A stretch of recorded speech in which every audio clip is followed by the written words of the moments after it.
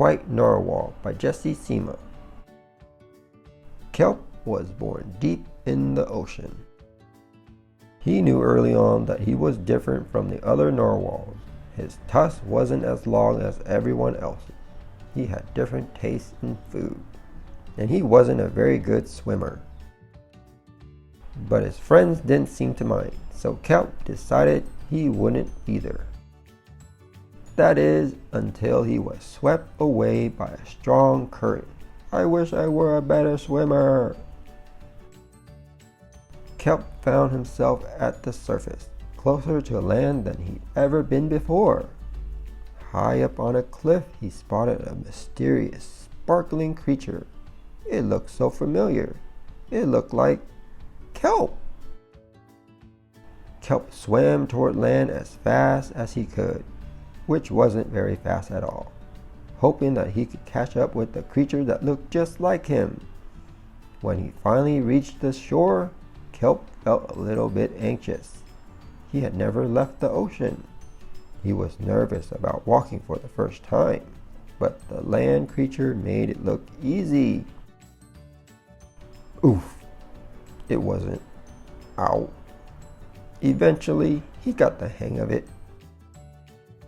Everything on land was strange and beautiful, but also kind of scary. Kelp began to think he might never find the creature that looked just like him, but as he stumbled out of the forest, land narwhals!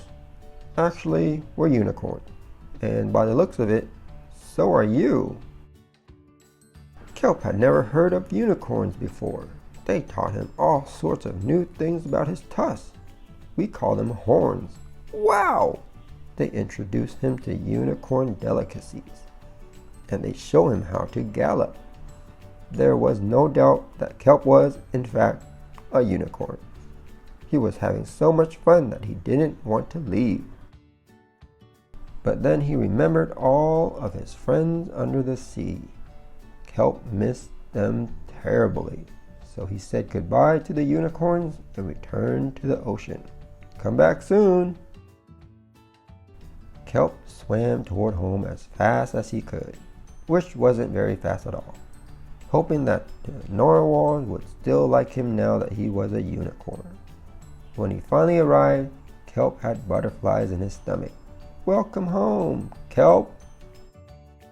Kelp took a deep breath and told his friends the news. Turns out, I'm not a narwhal. Of course you aren't.